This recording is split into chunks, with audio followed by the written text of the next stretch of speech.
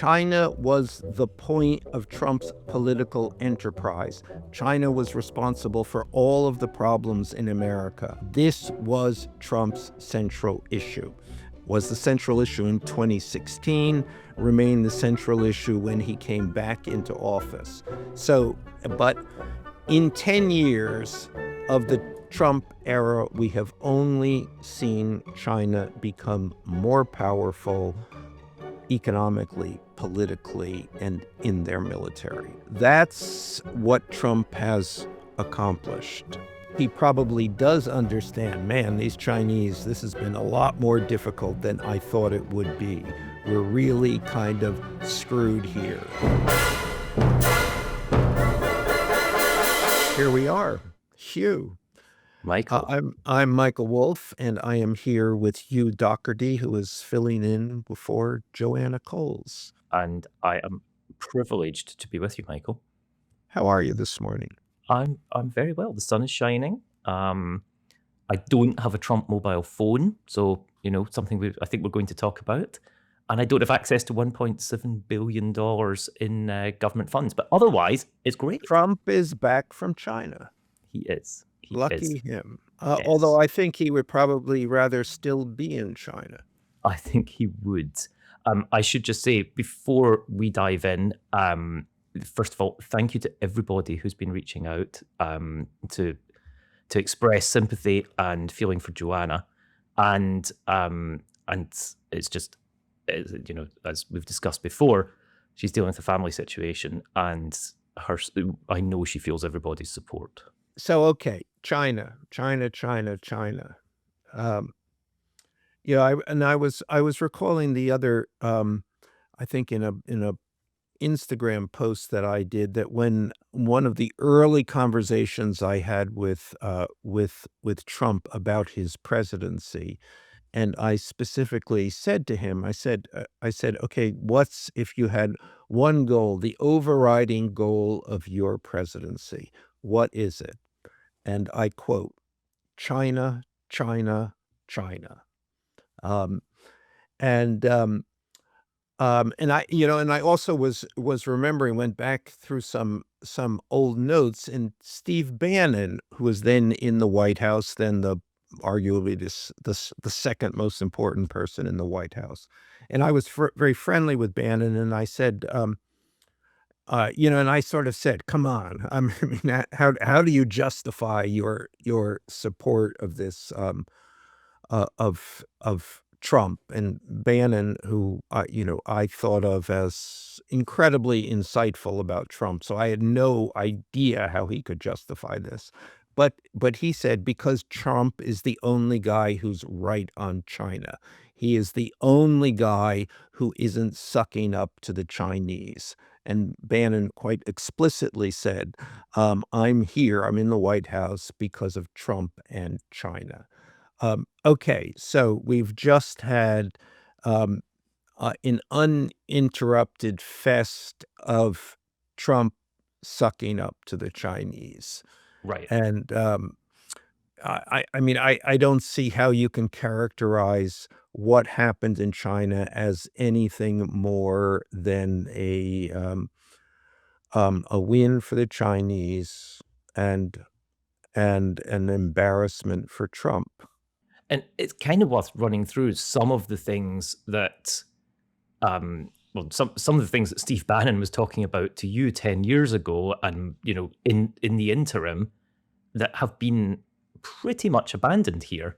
There was trying to remove Chinese students from American universities and colleges was one of the things that was discussed. That's not happening. A ban on China buying farmland in the United States. Trump was very explicit that would crash the farm market. And the big thing hanging over, of course, is tariffs. One of the things I was noticing the New York Times' coverage this morning, in which they presented this, in another tortured Times rationale, as a change in strategy rather than capitulation. I think technically capitulation is a change in strategy. It's just it's not a positive one. But their implication was that he would somehow get to his goals in this. He went from no more Mr. Tough Guy to now Mr. Nice Guy, and that was going to get him to somewhere where he might want to be. And in a sense, actually, that's true because his goals are always inside Trump's head to look like to creating a situation where he can claim that he has won. And it would have been significantly more difficult to claim he had won if he had gone there and he had a showdown with Xi. Um, if they had come out of this with it being clear that between the two countries there was there was uh, pretty much no room to find good news. And I think you can argue that there probably isn't any room to find good news, but Trump does this other thing, and it's interesting that he can go from a pure confrontation to pure sucking up. And it reminds me of the North Korea situation in which we went from fire and fury to suddenly Kim Jong-un was his best friend. I think he still maintains that he's one of his best friends. On the plane back from China, Trump was suggesting that he'd be visiting Kim at some point, and they are friends. And we remember, of course, that he said that he used to say that Kim would send him love letters, which seems an exaggeration for a third generation communist dictator. Within the Trump circle, Trump aides, they actually refer to this as a nice party. Oh, now he's going to have a nice party. And again, there are no goals here. The goals are really irrelevant to the fact that Trump can come out of a situation and say, I won, which he's doing now. It's all great. Everything is perfect. Nothing to see here. All good. Well, he went on Brett Baier on Fox News' show on Friday night. They pre-taped it in Beijing, and we're going to talk about some other aspects of this later. But he described it as neutral. That it seems like a kind of state of nothingness if you're talking about it as neutral. But that's clearly how he's elevating from having achieved basically nothing. And it's worth a couple of reminders. He said that they were going to announce a huge Boeing and General Electric order, General Electric providing the engines for aircraft. He said that would be announced. He says that China has agreed to buy 200, and he describes them as big, beautiful Boeing planes, 777s and 737s. Anyone who flies will know, of course, that a Boeing 737 is not a big plane, it's the smaller one. But the Chinese haven't confirmed this, and we just don't know. Maybe they will, maybe they won't. Boeing haven't confirmed it, General Electric haven't confirmed it, but he is out there selling this as a victory on Fox News, and therefore, to people who trust him, it would appear that they will believe he's got a victory. And similarly, on soybeans. Yeah, and one of the issues is that aides had gone around before this and said that they were going to come out of this with a deal for 300 planes. Yes. But again, he'd also suggest that if they liked them, they would buy more, which seems kind of obvious. But again, this sort of idea of the spinning of it beginning. I was going to say the second that he landed in the US, but actually had begun before he was, because he did these sit downs in Beijing. He was spinning in the middle of these meetings. So I mean, again, and overall, let's remember, China was the point of Trump's political enterprise. China was responsible for all of the problems in America. The Chinese state subsidies had undermined both the American and the world economy. This was Trump's central issue. was the central issue in 2016, remained the central issue when he came back into office. So, but in 10 years of the Trump era, we have only seen China become more powerful economically, politically, and in their military. So that's what Trump has accomplished. You're inside his head, and you're the Virgil leading us through his head. But do you sense that he understands that this is a complete flip flop, or is this the sort of the constant state of mind of Trump is always in the present, and he's sold himself that this is a victory? Clearly, it's always in the present. But what he has sold himself on, and what goes on in his head, is how do I cast this? How is this? I mean, there's no policy ground here. There's no moral ground here. Ultimately, there is only how do I come out looking better than I might otherwise look from this, and so I think he probably does understand. Man, these Chinese. This has been a lot more difficult than I thought it would be. We're really kind of screwed here. So how do me personally, look less screwed? And I would say that he doesn't, except that he has a remarkable ability to just invert reality on these things, and for a lot of people to kind of go along with this. There's Kim Jong-un, his best friend. Little Rocket Man, as I believe he was initially, and now Once upon a time. But then the other thing is, it's always, look, what's the silver lining here? And yeah. what's the silver lining is always, how much money can we make off of this? And Life that brings us to yeah, life is a transaction. yeah.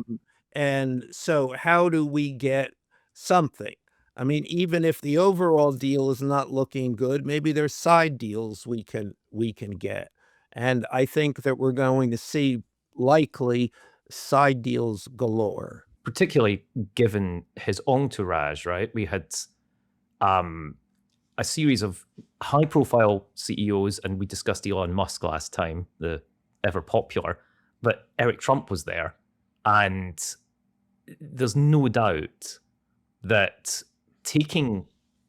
I'm not suggesting that there's any corrupt action here, but taking the president's son to a place which is an environment where business is going to be done is kind of the key to this is the Trump mindset, isn't it? Let's be more specific. Taking your son who runs your business. That's what's the thing. I mean, Trump in his hardly a divestiture, in this kind of fig leaf of not looking like he was still a guy, the president of the United States, who was also running his personal business, put his son in charge. And now in this thing, I am the president of the United States. We are going to China. We are going to China in the hopes of bringing deals home. I'm going to bring my son who runs my business. I think that about sums it up, doesn't it? Eric himself has been tweeting about this. I joined this trip for one reason: as a loving son who adores my father and wouldn't miss being by his side for this incredible moment.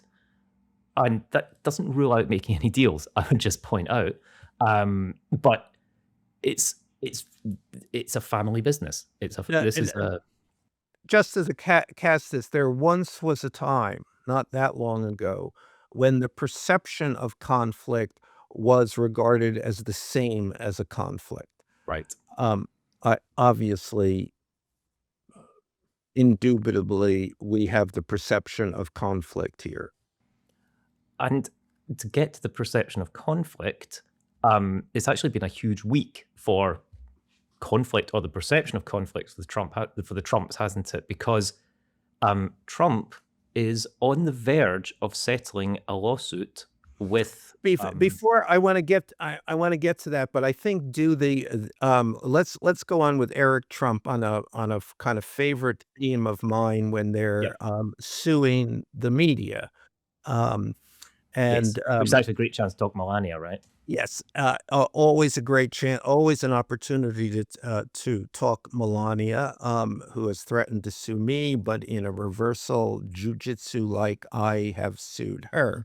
Um, but now Eric Trump, yet another member of the Trump family, to threaten the media with lawsuits. And again, let's state the background here. At no time in modern history has the President of the United States or anyone in his family sued the media. In Trump time, it is kind of de rigueur. Yes. Everybody sues the media. Everybody in the Trump family is suing the media or threatening to sue the media. Many people in the Trump administration, Kash Patel last week, particularly, threatening to sue the media. And now we've had another one. Eric Trump essentially is now threatening um, um, to sue MS. This MSNBC is now MS now. MS now. Eric Trump is threatening to sue MS, whatever it's called, because they have said essentially what we just said, that there is overwhelmingly at the very least, the perception of a conflict. Yeah. And just to fill in some of the, the sort of the factual background here. I was counting on you for the factual background. Eric was very upset and appears to have tweeted this, tweeted this from Air Force One, in fact. He was very upset that Jen Psaki, who presents the 9 p.m. hour on MS Now, and of course was Joe Biden's press secretary in the White House, she had a segment about his engagement with a crypto company called Alt5 or ALT5, and pointed out that he appeared to be on the board of Alt5. He was announced at an event at the NASDAQ as going to be joining the board, and he was then described in SEC filings as a board observer, meaning that he could go to the board but couldn't cast a vote. And the relationship between Alt5 and Eric Trump was via, I'm just going to make sure I get the name right, World Liberty, which is the Trump family crypto firm. Anyway, Jen Psaki, went through these details and pointed out that he's on a trip to China and that he's doing crypto business around the world. Eric Trump joined the family habit of suing the media, or threatening to sue the media, on this post, and said, he called this monologue blatant lies. He said, "I've never been on the board of Alt5, not now, not ever. And I have zero business interests in China, no properties, no investments, nothing." So, sounds, once again, it's the Trump versus the media. But the factual background is he's denying being on the board, and yet there are public statements that say that he is on the board. As I said, this is certainly, without question, there's no way you can construe it as anything else but the perception of conflict. This is only one of the Trump family businesses that's in the spotlight this week, and the other one is Trump Mobile, and Eric denies that he has any engagement in China. But for those who have been following, and maybe you're among these people, I don't know, Michael, if you have ordered yourself a Trump T1 mobile phone, it's a special pricing plan of $47.45 every month. But this was announced with great fanfare last year that the Trump family were going to have Trump Mobile, and they were going to make these mobile phones in America. Fast forward to now, and people who had put down their $100 deposit to get their gold-plated Trump T1 Mobile have been 600,000 of them have put down $100 each, And there's no mobile phones yet. So this is actually causing some problems for Trump Mobile, and they have announced that, in fact, they're going to begin shipping their phones, and it appears that the phones are made, I'm sure we will be able to guess, in China. Fantastic. You know, we are without the vocabulary to describe this kind of grift, this kind of not even perception of conflict, but clearly, obviously, conflict. Um, and I mean, I cannot help but think that this comes back, that the midterms coming up, that this is going to catch up with him, that they know this is going to catch up with them, and in fact, for them, it is a race. How much money can we make before it catches up to us? And they were also this week spreading the wealth around, the grift wealth, in establishing, what is it, a $1.7 billion fund, which, as far as I can tell, is meant to compensate people who might have been run into problems with the Justice Department because of things that Trump had done. Is that basically it? That appears to be it. It's kind of socialist, right? It's redistribution of wealth. But Well, it's a redistribution of wealth to people who are our friends. So we've set up a special slush fund. I think that's what we used to call these things, for people who are our supporters. and again, this is I mean, it's absolutely astonishing that it's happening. And let's just take it a step back. The starting point for this is that Donald Trump is, as a private individual, had sued the government of the United States. Head of that state is Donald Trump, for $10 billion, because he said he had been harmed by the leak of his tax returns during his first term. And he was looking for $10 billion in compensation for this. And we've talked about numbers. I think, 10 billion sounds big, so he probably went for 10 billion. This has been in front of a judge, a federal judge, down in Miami, Kathleen Williams. She's an Obama appointee, and therefore, in the minds of the Trump people, suspect. And she has been asking, how on earth can you basically sue yourself? Isn't this just one giant conflict of interest? And I mean, is there an answer to that is not, yes, this is a giant conflict of interest? No, and this is actually a substantial area of legal thought now, that the unitary executive cannot be engaged in any lawsuit. It's just not possible, because you are the ultimate arbiter of that lawsuit. Just worth pointing out as well that Trump is the person that has embraced this, what had been kind of a theory on the right of, in sort of, I'm saying conservative quote marks, but in the legal thought on the right among the kind of Federal Society types, had embraced the idea that the president is the executive, and that's all there is to it. And the flip side of that would be that clearly the president can't therefore sue the executive, but here we are.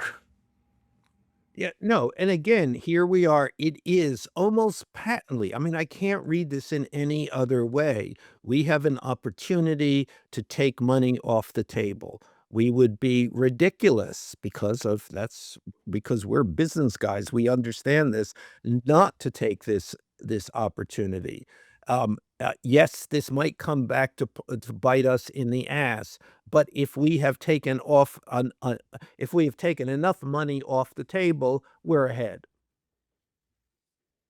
We're not going to get this opportunity again, Right. although confoundingly, they did get it again. Yes. And so we started with 10 billion, and they're now offering a settlement of 1.7 billion to take it out of this court so that this judge has no oversight over it. And this 1.7 billion, as I said, was redistribution, because Trump is willing to share this wealth with among other people, literal criminals, people who had been pardoned by him for their activities at the Capitol on January the 6th. And just remember, to accept a pardon, it is a convention that you have to accept that you committed the crime. So this 1.7 billion is going to be, it's a MAGA slush fund. Again, where we are is just grab it. If we can grab it, take it. Grab it by the billions. So he's back from China and he's going to face this, he's going to come back and he's going to face the grift issue. But more immediately, he has to face the Iran issue. Yes. There it is. And that's why, I think that he was probably this China trip, and he seems to have, this was a nice party because he probably felt great about being in China, because this was X number of hours. He didn't have to dwell on the Iranian situation. And the Iranian situation is, I think probably potentially fatal for him.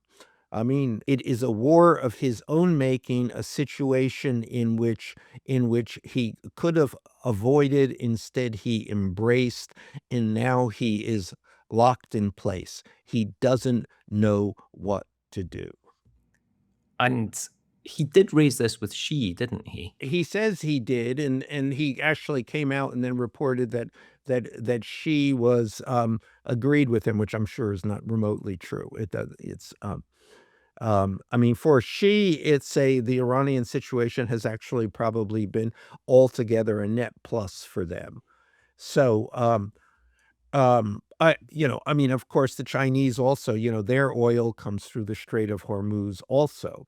But nevertheless, if Xi is looking at this from a global perspective, his fundamental nemesis, the United States of America, is now tied down in this situation without any apparent plans for getting out of it. And that's what's going to have to show. So Trump is this is directly on his plate. What does he do in Iran? Literally, what does he do? And to some, that has to be what is inside his head right now, right at this moment. And what is there is, I don't know what to do. I can go back to war. We can go back to bombing the Iranians. And the problem with that is immediately the cost. We're running out of bombs, and we're achieving so far in our 13,000 targets, whatever it is, we have not achieved our goals. So do we continue that, risk more money, exacerbate the problems of no more bombs, and yet come out again at the same place that we are now? How does he get to a place where he's where he can present this as a victory? Because it seems like the lines that he has been trying. Remember that assumes that there's some logic here. What Trump is gifted at is being able to get to a place without logic. So he will just pronounce victory. We have won. So that's what he's trying to do right now. How do we do this? What is the way that I can best present this as a situation in which I, Donald Trump, have won a war? And it seems to me, and that would seem impossible. But this is Donald Trump. Right. And we've heard impossible before from Donald Trump, and here we are. We're still talking about him. But the lines that he's been trying out, because one of the things that we know about Trump is, right, he iterates. He tries something and he sees what the response from the crowd is. But he hasn't come across a line that really seems to resonate with, I'm saying, the crowd. He's actually not been in front of any crowds for some time. He hasn't, he He's tried saying, well, we sent our navy to the bottom of the sea, and unfortunately, the Strait of Hormuz is still closed. He talked about how they just decimated their missiles, and it turned out that literally they had decimated their missiles until leaks have suggested that 90% of their missile sites are in fact still functional. So how does it, in general terms, how does Trump come up with these lines? How does he iterate? What's he looking at to get inspiration for something that's going to be a victory, or presented as a victory? Usually I can go a distance on that, having spent as much time as I have with Donald Trump, but I can't in this situation. I mean, I don't know how he gets out of this. I don't know how how he can reach any sense that this is a credible, even Trump's usual incredible rationalizations, I don't think are gonna work here. And that kind of links to the key point of this, right? Yeah, The no. military failure is a domestic cost. For the first time, I think, in his presidency, there's been a direct linkage between something abroad and something at home that people can feel. No, I mean, I think this is, I mean, let's be careful of this because I've done this many times before. The watershed moment. He's not going to get out of this fix. Speaking of January 6th, in so many occasions, it was like, okay, there he is. Not going to happen, and yet it does. Still, in this situation, I don't know. I don't see it. Um, he can either go back to war, which will be worse for him, or retreat. And I don't see, and I don't see how he can try to wrap that in whatever ribbon, but I don't think anybody's gonna buy that. The top issue that it raises, obviously, is the economy. This is there's a laundry list of problems that he's got back home. So he comes back, China, he has to face Iran, but it's not only the only Iran that he has to face. There is almost every other Trump policy, which is, and they are all problematic. He has to now look in the eye. Top of that list, well, the cost of living, the cost of fuel. Just this morning, the average cost of a gallon across the United States is $4.51.7. That's almost, I believe it's almost double, where Trump had psychologically been talking to people. It's like, oh, we're on our way to $2 a gallon, and now we're on our way to $5 a gallon. But that's just one of the issues around the economy. Just one of the things. I mean, the other overriding issue is inflation. Inflation is back. It is at the highest rate during his tenure, the highest rate since Joe Biden's tenure. And inflation was the thing. Why did he win the presidency in 2024? Inflation. So there. So he's got that. Everything is going up. The affordability issue, which is actually separate from the inflation issue. But these all converge in a sense that the economy is that he has done nothing to improve the economy, and in fact, he has under his watch, it has gotten worse. So that's problem number one.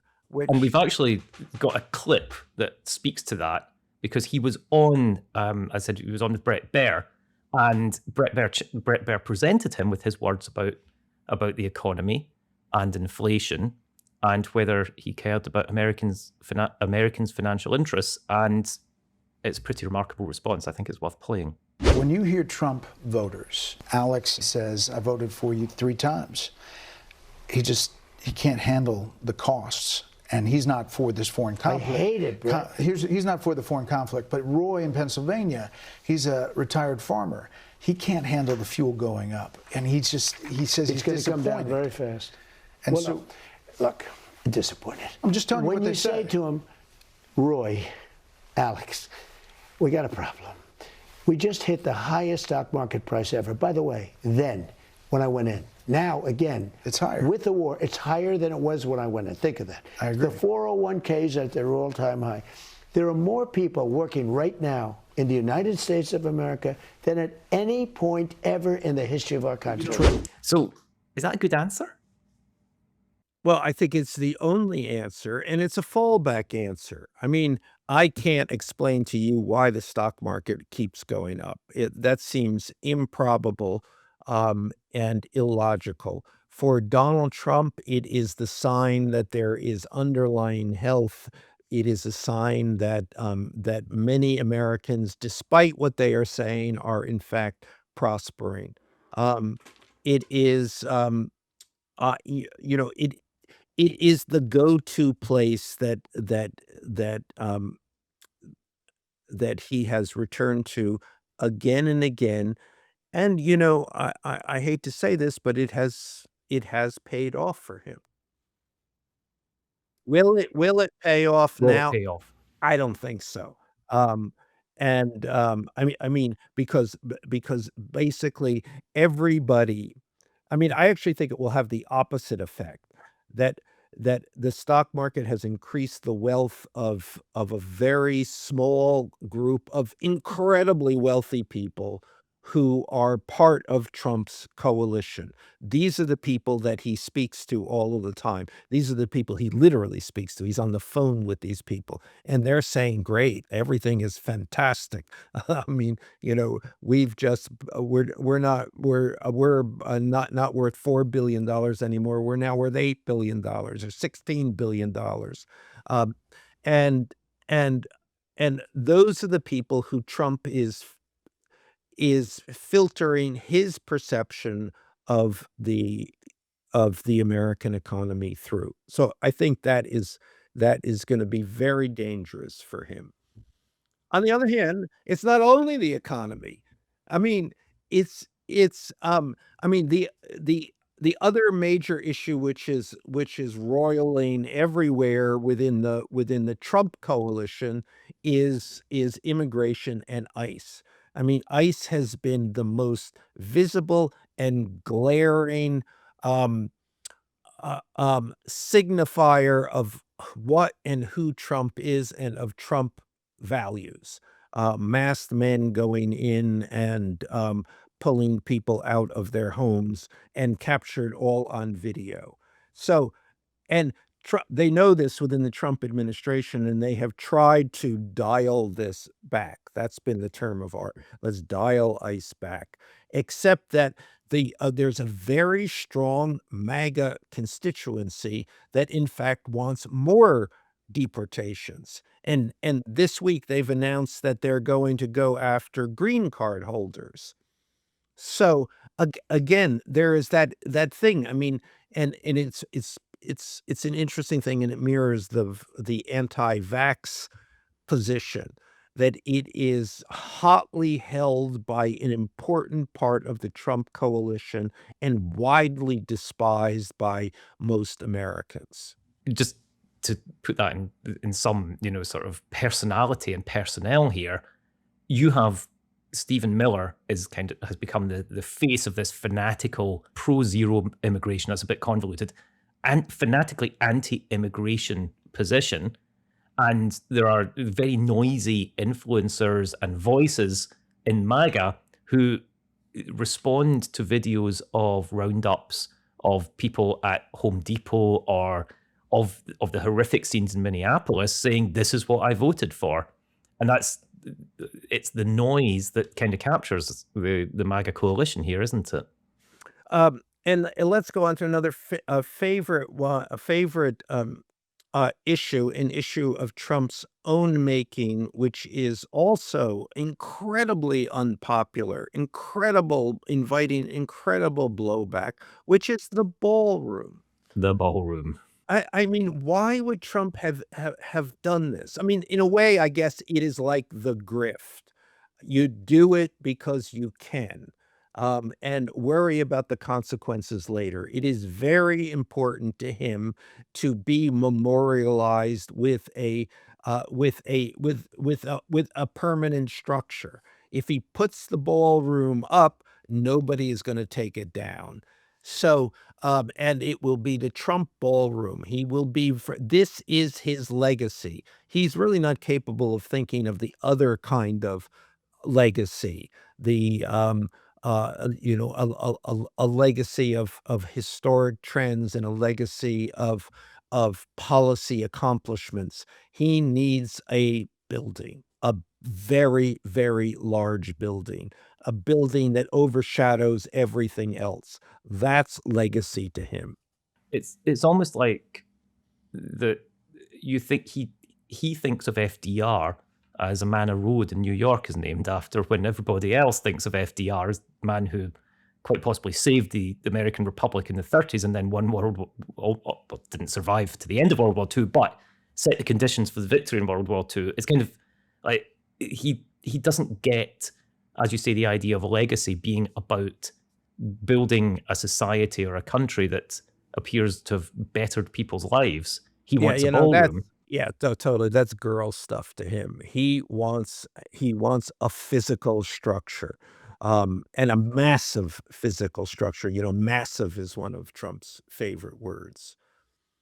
So anyway, so he's got to face that again. Yeah. I mean, and remember, this is all in the context of the coming midterms. I mean, the economy, Iran economy, ICE, ballroom, and we're not finished yet. Then there's healthcare. A kind of underreported story is the massive hemorrhage in coverage that's going on because it is so expensive. Healthcare prices to insure yourself have doubled and tripled and quadrupled in some places. So, and what do you do? You literally can't afford it. So you have to go without health insurance. And in especially those rural areas, the hospitals are closing as well. So people are visibly seeing this. They understand that things are not getting better. Yeah, and so healthcare being the one of those core issues is like gas, the price of gas at the pump. We all have to deal with this issue. There is nobody, not one single American, who doesn't at some point have to come to terms with how he or she is going to pay for his or her health care. And now many can't. The answer is, I can't pay for it. And then on top of that, there is RFK Jr., still junior at 72, who has become the face of the federal government's. I'm trying to think of the word. I was going to say failure, inability, but it goes beyond that. It goes beyond almost mendacious efforts to manage healthcare in a way that does not answer the healthcare needs of most people. And in part, the presentation from RFK Jr. and Dr. Oz, who's the who runs the Centers for Medicare and Medicaid, is to talk about fraud. And it's fraud. We're back at Doge. That doesn't seem to resonate more widely, that people don't. Do people really believe that fraud is the reason that things have gone up in price so significantly? I don't think it matters what people believe. I think you broke it, you own it. Yeah. I mean, that's going to be the conclusion here. And again, in the context of the midterms, people are going to vent their anger. And then there's my favorite issue of all, which is the moron staff around him. So we had a good one. We just touched on a couple of them there, but there's a cast here that's like, I don't know, it's like the list of characters at the beginning of War and Peace or something. You're like, oh, there's another page and another page. But I believe there is one that I think you're the foremost expert on, in fact. Oh, you wanna go to the Natalie Harp. Before I do the Natalie Harp, which I do wanna do, let's just mention that Kash Patel, the Oh, ever popular Kash Patel, who can't my what is it called? What would be the, well, I guess he can't walk a straight line, but he just got flagged for snorkeling in Pearl Harbor, with a Navy SEAL escort in an off-limits area around the wreck of the Arizona. What are these guys thinking? Who would do this? Is it so necessary to go snorkeling? And if it is necessary to go snorkeling in I mean, this area is essentially treated as a cemetery because there are all kinds of hundreds of entombed American soldiers from the attack on Pearl Harbor. Oh, Cash. Oh, Cash. and actually, that is not even the only thing that Cash did this week that was intriguing, remarkable, or I should say that it was revealed to have done this week, because in fact, he did this months ago and it finally leaked out, which, the fact that it's leaking obviously suggests there's problems. But among the other leaks that have come out about his movements is his flying around of his girlfriend. She is a 27-year-old aspiring, I think is probably the best word, country music star, Alexis Wilkins. And it turns out that he took her to a concert in Philadelphia, and they went obviously on the FBI jet. The suite that they went to this concert for went for $50,000. And where did this money come from? So it's he is And somebody. he's also another example. This is my opportunity. This is not gonna come again. I am going to take it now. Consequences be damned. Including, of course, his we were discussing last time, his remarkable merchandising ability. Yeah, and let's but I think this is super important because it really goes to the heart of all things Trump. My opportunity is now, and I am going to take it. Consequences be damned. It's almost like it's the famous Tammany Hall quote. I saw my opportunities and I took them. It's an endless cycle of people, which brings us though to we've already previewed Natalie Harp.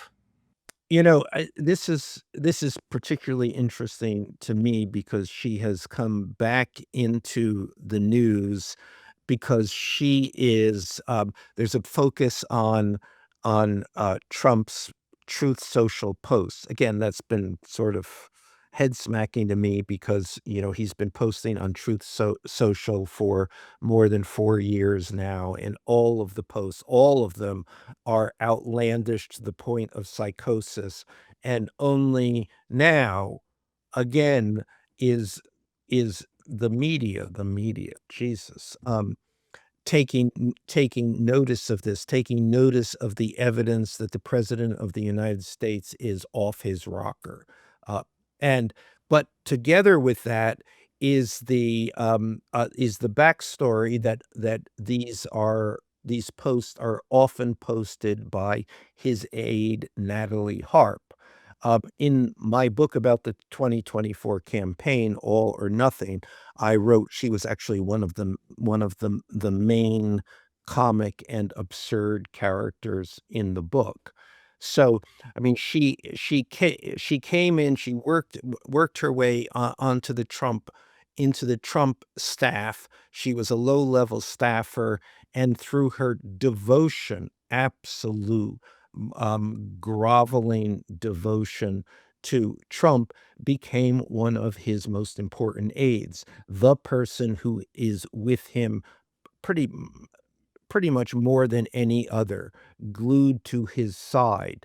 Um, and, one of the ways during the campaign that one of her first jobs became that she would follow him with a portable printer and print out emails to him articles that were about him, laudatory articles, and that gave her the wherewithal to basically control the information flow to him. And then she became the person controlling much of the information from him. So she was in some ways the real Trump.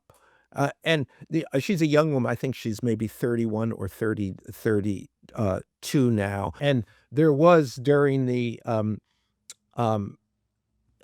among this came out, and this was supplied to me by Trump aides who are all singularly appalled by her, and they gave me the letters. So in this printout of material that she would give Trump, she would often insert love letters to him, some which I reproduced in my book, all appalling, all well, they gave not only the aides pause around him, but also the Secret Service, who began to say, "Hey, this is, does anybody really know what's going on here? This is not a good situation. These are signs that we want to pay attention, that we are paying attention to." And Trump would wave this away, and he would say, "She just loves her president." And at any rate, that is who runs the country. We couldn't be in safer hands. In fact, I was just going to point out there's one scene that has become kind of notorious. There's a picture of her in a golf buggy behind Trump's golf buggy, and she's got the printer with her. Who even knew there were portable printers anymore? Well, one of the interesting thing is that the staff, the Secret Service and the staff, really became upset about this during the campaign and tried to figure out what can we do. And one of the things that they decided to do was they took away her golf cart. Therefore, they thought, okay, well, that's going to sever the connection. But in fact, what she did is she put the portable printer on her back in a knapsack and then ran after Trump on the golf course.